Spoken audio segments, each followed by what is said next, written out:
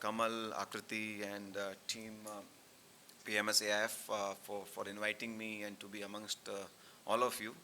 Of course, PMS AIF always does a great job in terms of putting together a lot of thought-provoking sessions. I have seen Kamal when he started in 2018. I remember first time he came to my office, and you know very early startup, and from there they have grown, done a great job. So my compliments to all of you. Uh, as Akriti was saying that the topic given to me is what's happening in Amritkal and how should we think about it. So over next 15-20 minutes, I'll try and put some perspective about myself, and happy to take questions for that.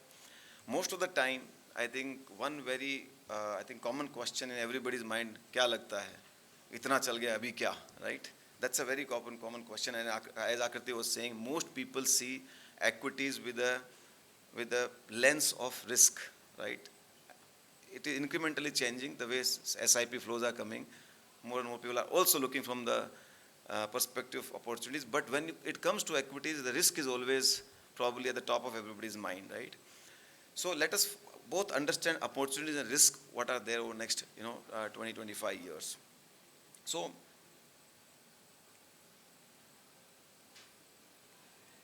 can you put the presentation? Can you put the presentation, please? Always, look here and now.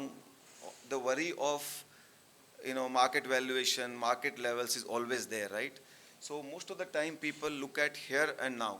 And we thought, let's zoom out and see what can happen over next 20-25 years. And once you have that perspective, it allows you to invest with a very different kind of mindset and perspective, right? So we all know that, India is in a transformative phase. We also know that one point in time, 300 years ago, India was Sone ki chiriya. I'm sure our share of GDP in the world GDP was a quarter of a GDP, right? And then during the foreign rules, British rule, we lost the share of GDP to 3-4%, right? Same thing happened with China. China was also a quarter of a GDP, which came down to 3-4%. China started on that journey of regaining the glory 40-45 years ago. India started that journey in a meaningful manner in last 10-15 years, right? So, as Prime Minister also has given the call that, India sort of aims to or, aspires to be a developed nation by 2047, by that time, it turns 100. This one? Yeah. Perfect. Thank you. So, Amrit Kal is a period of sir, can you place yourself a little here and there? Maybe people are not able to see. Yeah, thank you. So I think, as you know that, so quarter of GDP India, which came down to 3-4%, I think you will have to still move back probably. You are coming in between a lot of people, so.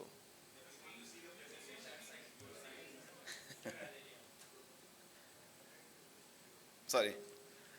So, so India was quarter of GDP. We came down to 3-4%. We started regaining that journey. Prime Minister has given that vision that we want to, India want to be a developed nation by the time it was 2047. As Akriti was saying, what can happen? So as today we are around $4 trillion GDP, we will go $29-30 trillion GDP over next 20-25 years. Our per capita income will go from, current $2,600 to about 18,000. Our world share, which is today around 4%, can go to about 16-17% or more, right? As this happens, right? But more important to know, these are that why we believe this time it's possible, right? Because you can always say that, but there has to be some solid reason, right? So one of the big things which has happened in the last 10 years, lots of foundational work has happened, right? If you see, a lot of foundational work has happened. In last 10 years, long pending economic reforms have been carried out, GST, RERA, IBC, many more. So, which were pending for 30-40 years, they have reduced the inefficiency in our system. We have had a big digital transformation in last 10 years. We all are familiar with that, right? The kind of, which has brought transparency and efficiency in the system. And third, We have had major infrastructural reforms, right? Today, roads, railways, ports, airports is being built everywhere in the country. We can feel, touch everywhere, right? So these three major foundational work for the Indian economy to put it on the growth path has happened. But even more importantly, I say six tectonic shifts have happened. Those six tectonic shifts, I believe, why India can this time make it happen. What are these six tectonic shifts? Let's revisit them. Number one tectonic shift which has happened in India is India has moved from incremental mindset to exponential mindset. No more we think that we will take 10 year, 20 year, 30 year to address our problem. We are addressing with lots of urgent sense of urgency here and now. We want power for all, banking for all, everything we want here and now. This is a huge change. Even when we talk to entrepreneurs, companies are doing investments in next 5 years more than what they have done in last 50 years. So companies are thinking, entrepreneurs are thinking. So this India's change of incremental mindset to exponential mindset.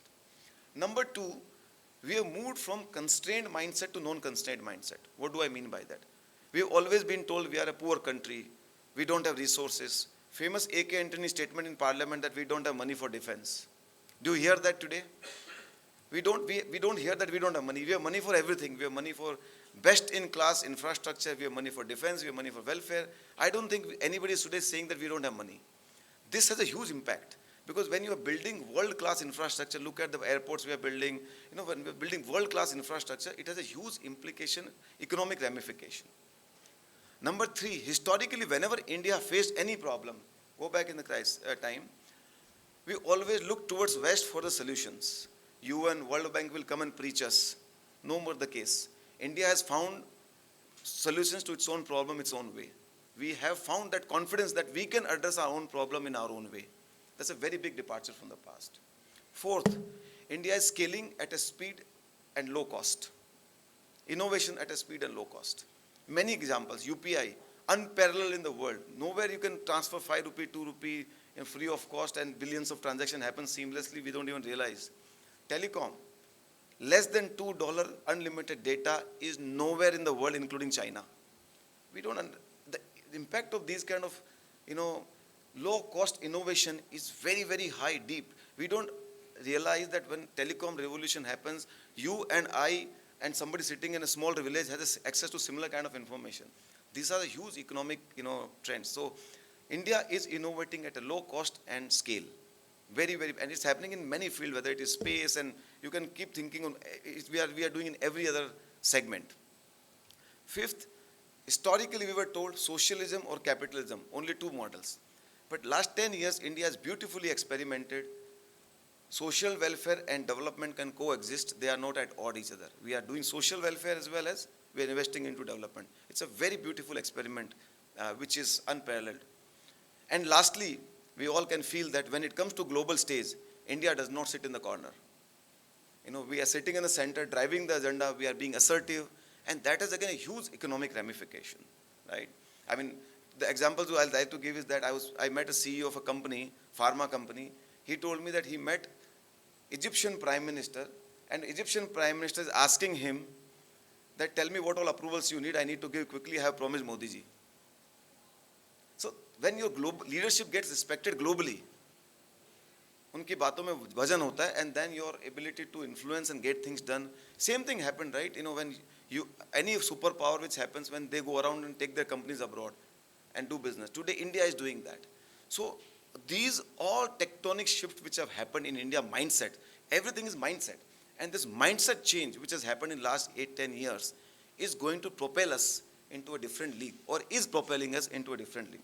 All these things will lead to three things: strength, scale, and speed. We are the most aspirational nation on the planet. We are the most populous nation on the planet. And we are the youngest nation on the planet. Now go back, most of you are investors in last 30, 40, 50 years of your history. Any company which has created wealth, you will find three common things in that company: strength, scale, and speed. Same thing is happening at the country level. And that's what makes me believe that India is leapfrogging, and this time around we have a very, very high chance, good chance to become a developed nation, to realize the aspiration Prime Minister has chalked out, and lots of things are happening in that regard. Now let us look at, if this happens, what are the mega trends? How should we think about it, right? What are the various opportunities, right? Number one mega trend, which cannot be reversed, is our demographic. We are the youngest population in the planet with 28 years of median age. China is 38 years of median age. In fact, there's a various, interesting social problem happening in China because of their one-child policy. One working couple has 4 dependent parents and 2 dependent children, and you are aging. So one couple has 6 dependents and aging. That has a huge impact on the productivity and everything else, right? And China is our biggest competitor. 2/3 of our population is working age population. We will contribute 25% of the global working population. We will remain youngest for next 50 years. This trend is should be understood, because so many people working and consuming is nothing but GDP. If you go, and every part of the world is aging. India is the only, country which is young and, producing. And that's a very, very big trend, which is, one must be understood. It has huge ramifications. Number two, especially post-pandemic, I think our India is becoming a manufacturing hub. We are becoming factory to the world, right? We are seeing huge amount, our manufacturing, and I'll talk a little bit more about that. Our manufacturing GDP is very small. Historically, India never focused on manufacturing, only services was our big part of the focus. Our manufacturing GDP is only 15-16% of total GDP, about $500-600 billion. This number will become $8 trillion in 25 years, which is twice of our total GDP. That's the kind of change which is happening in manufacturing. India is becoming office to the world. Number of GCC which are opening in India, thanks to, again, COVID, working from remote has become very, anybody who, I don't know how many of you read, go to Bangalore and many places, and even in Noida and Gurgaon also, there are GCCs, global captive centers. In one building, 5,000 people are working, doing research, doing support work, doing lots of things. And last 1 week, there were 5-6 articles in Times of India on how big it is an opportunity. And the implication of when you have 1,000 people working and, earning and money coming abroad, I don't need to tell all of you that what that happens. So many jobs gets created, they buy house, it is again same economy, right? That's again a very, very, big trend. When so many people earn more, youngsters, of course, I don't need to tell, and your per capita income goes from $2,600 to $18,000, we are going to spend. So consumption boom is going to happen, right? And we are becoming global influencer. Like I was saying, we don't sit in the corner, right? So when any country becomes global influencer, उनकी बातों में वजन होता है, they get respected, right? It's a very big trend. So in fullness of time, many of the Indian companies will become global MNCs. Like how Colgates and Levers came and sold goods to us, today many Indian companies are becoming global companies and will become even far, far bigger than what they have. Because whenever any nation gets respected, accepted, and looked upon, their companies, their products, is like the example again I can give you is Manyavar, which is all of you know that, right? They have, about 20 odd stores abroad. 10 years ago, in those abroad stores, only 20% sales were coming from foreigners. Now 60% sales is coming from foreigners, 40 only from Indian ethnics. That tells you that, when Indianness is being accepted, respected, those companies, those products get bought, accepted, and that is more business to us. Because वो बनेगा तो सब यहीं पे, right? So that's all business, right? So this is how economy grows, transforms, and these are the major mega trends, right? Even energy, historically, whenever any climate change things happen, we used to think ये गरीब लोग देशों का काम नहीं है, right? हमारा तो उसमें कोई टेबल पे स्टेक ही नहीं है, right? But today we are taking a lead. We are saying renewable will take a lead. Hydrogen, I can tell you that India is taking a big lead. Then, probably India will be even ahead than most of the nations. Large amount of capital is being committed on R&D and all, and hydrogen as a fuel could be a very interesting thing which can change our energy profile of the country. So this is basically, these are some bigger mega trends which is opening massive amount of opportunities. I will just give you some, I won't go into each of them, but some big trends. So broadly these trends will have in 5 broad buckets: financials, manufacturing, consumption, services, and infrastructure. Opportunities, all trends can be clubbed into these five broad buckets. Financials is a very, very big opportunity. No economy can grow from $4 trillion to $30 trillion and financials don't do well. It's impossible, right? And the numbers are here. Today, our total banking credit outstanding is $2.5 trillion. 20 years ago, it was $125 billion. So in last 20 years, it has become 20x, 125 billion to $2.5 trillion. In next 25 years, this will become 65, $70 trillion total credit. Because in last 20 years, it has happened 20x. Why it will not happen? Today, we have lot more enablers. We have digital infrastructure. We have, lots of, regulatory framework which is supporting. Our banking system is far more able. Are lot more. 40% of the population was not even plugged into the system. Today, it has come and started being part of the system. And they will, as the income grows up, they will save. They will, buy insurance policy. They will buy mutual fund. All those things will happen. So what we have not even, this journey we have not even started. It's a very, very long way to go because so many people again will, use all of this, whether it is mutual fund, insurance, life insurance, general insurance. Our general insurance, hardly any penetration. We don't even, hardly as compared to any other nation. So all these things over next 20, 25 years will be massive growth. MSME, hardly anything. We just started seeing a organized MSME segment. So far it was all unorganized MSME segment, largely driven thanks to again demonetization, GST, that lots of those arbitrage traders have gone out and now companies are thinking very differently. So banking and financial services is a very, very big segment. It will grow. And just to give you a glimpse, total market cap of the banking sector in 2000 was $9 billion. Total market cap. And that was largely restricted to private banks, PSUs and NBFC. Today that is $1 trillion and almost 16-17% of that is coming from asset management company, wealth management company, financial services. So every time economic transition happens, new segments will come, new opportunities will come, which was not there before, right? So like which was the listed wealth management platform 10 years ago? None. Today IIFL, and many more are there, right? Nuvama, and they are creating market caps and opportunity. So new segments will come as the economy transition. We don't have bond market, that will happen, right? Manufacturing again, like I said, it will go to almost $8 trillion and our exports will go from almost close to $300 billion to $4.5 trillion, right? And, this is the chart I like to show because this is a detailed chart, but I'll just take the one or two numbers. Manufacturing is across various opportunities, auto component, defense, chemicals, garment, footwear, manufacturing. Today India hardly manufactures everything we import from China and elsewhere. But now India started manufacturing. But let me show you pharma only as a one segment. In last 20 years, 2000 total revenue of the pharma sector is $50 billion today. Total revenue. And total market cap of the pharma sector is $200 billion. $50 billion revenue, market cap $200 billion. This in last 20 years has become 18x. And companies like Sun Pharma, Cadila, within that 18x has become 100x, 200x. So when last 20 years we didn't have so many enablers, still we were doing well, we were growing. This $50 billion by 2047 will become $450 billion, almost 9x. It means our pharma market cap be $2.5 trillion. That's the kind of opportunity we are talking about.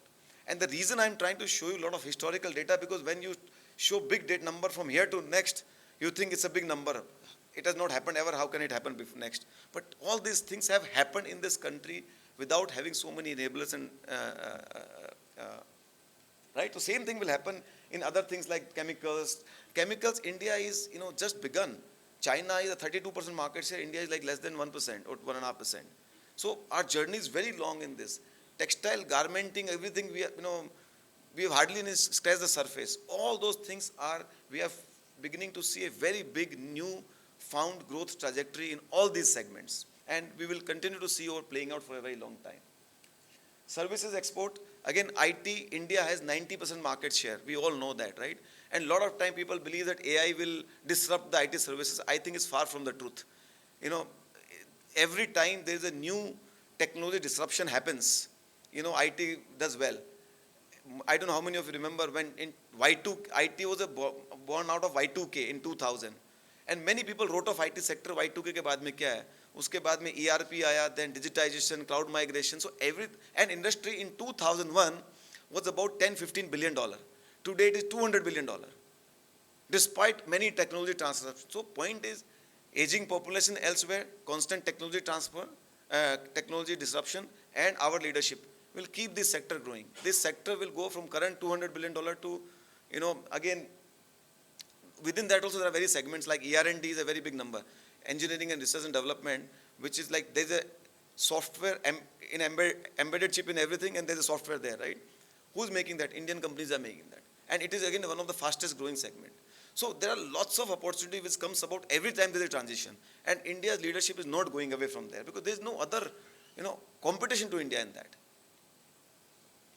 Same way within services, every time again, travel, tourism, space, India is taking lead. Newer and newer segment. Today, travel and tourism is hardly for India, both inbound and outbound. And we are beginning to see huge amount of change happening in that. But if you take 15, 20 years out, this will be one of very, very big sectors in times to come. So what I'm trying to tell you is that services is a very, very large opportunity. It's not that just because we were a services economy does not mean that has capped out. Huge opportunities will come from here also in times to come. Infrastructure, I don't need to tell you, roads, railways, port, airports, everything India, we can feel, see, touch, right? India is building massive amount of infrastructure, and that's a great thing because it also improves the ease of living. It also reduces the cost of, business, logistics cost and all those things, right? So infrastructure, again, little bit of history. In US, in 1890, they did spent a lot of money on railroads. And if people see, they spent 30% of US GDP on railroads. And after that, they had 2 decades of big economic boom. India is spending 40% of GDP on railways. Right? So lots of these things are there, infrastructure space everywhere, right? Consumption, I don't need to tell you that again, as India, we will spend more, new, better, as aspiring India is kind of, consuming and earning more, right? We are underpenetrated in anything.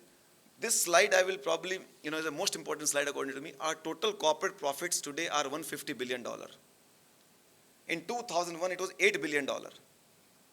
In this period of 20 years, we had all kind of crises, UPA1, UPA2, global financial crisis, 3G scam, coal scam, DeMon, GST, IL&FS crisis, pandemic, everything. Despite that, our corporate profits have gone from 8 billion to $150 billion. This number over next 25, or by 2035 will become 1 trillion, by 47 become $2.5 trillion. Let us only talk about 35. 150 to $1 trillion. It means our market cap will become 20 to $22 trillion, which is today about $5.5 trillion. So you will see 4 to 5x growth of the market cap in next 10 to 12 years. And of course, even further that I'm just saying 47 is far, but even if you just look at, next 10, 12 years, that's one of the, biggest wealth creation story ahead of us. And, as far as the liquidity is concerned, we just did 2 numbers, domestic savings. Our total household exposure to equity is 4.7% today. 10 years ago, it was 1%. So we did number, if this number were to become 10% in next 10, 12 years, China is 15, US is 35, additional $2.3 trillion of domestic savings will come into the market. If foreigners were to become equal weight, additional $1.5 trillion worth of liquidity will come to Indian markets. So, previous slide talked about earnings growth. This slide talks about liquidity. Earnings growth and liquidity is a recipe for wealth creation. If you don't have one, there's a problem. If you have liquidity, markets will not sustain. If you don't have earnings, market won't sustain. So you need both coexisting for a long period of time for markets to create wealth. So yeah, so I think, so according to me, we are in one of the best wealth creation cycle over next 20-25 years. It is very much similar to what happened in Japan. Japan was broken post-World War II in 1945. They repaired till 1965. 1965 to 1989, Japan had a big economic miracle, what they call Japanese economic miracle, where markets went up 20-25x. But at the peak of the 1989 of the market, Japan, which is such a small country, was as a percentage of the world market cap 43%. And Nikkei, the index for Japanese market, traded at 60 times price to earning ratio.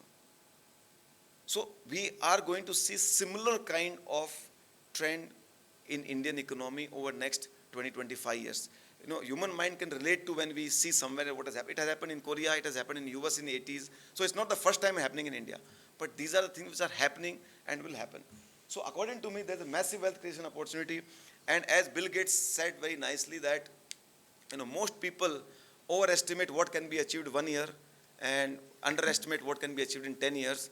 And also, my favorite statement by Morgan Housel, a great author, saying, optimist always sounds like a salesperson, pessimist always sounds like a well-wisher.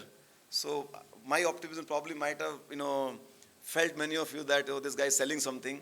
Of course, I'm selling India, but my objective was to build a perspective that, India over next 20-25 years is one of the best transformation phase. I don't see any parallel story around the globe, and I think it's only going to get better. I will probably only add one, because most of you would be worried about the risk also. Can we have a deep risk or deep correction in the market? So another thing I will say that there are only 5 situations which have led to deep correction in Indian economy. Historically, if you see, whenever we had a problem, it's only because of 5 reasons. Let's revisit them. Current account deficit. Whenever our current account deficit, we import more, export less, went out of the order. 1992, 2012, when we became part of Fragile 5, our current account deficit became 4.5%. Right? Today, that has come down to 1%, and because of all our manufacturing, over the next 5-7 years, we will become current account surplus country. Meaning, we will not have challenge of money. In 2012, when we became Fragile 5, Fed talked about taper tantrums, and our economy became Fragile 5. Our currency went down 20%. This time around, Fed has raised interest rates by 5%, and we are still holding pretty. That tells you what kind of repair which has happened to our current account deficit. Second is fiscal deficit. Again, we are one of the best fiscally managed country around the globe. Third, our banking system. Whenever we had a challenge in the banking system, our NPAs went to 8-10%, whether it was 2001, 8, 12, 18. Our entire economic faced the problem. Today, our banking system is one of the best in health, well provided, well capitalized, digitized. No system is compared as healthy as India. Fourth, inflation. Again, best managed inflation around the globe. We've imported Russian oil. Very often I say that it's very hard to put value to the accidents avoided. Imagine what if we did not import Russian oils, what would have happened? So we have managed inflation very, very well. And last, leverage, debt to GDP or corporate debt to GDP.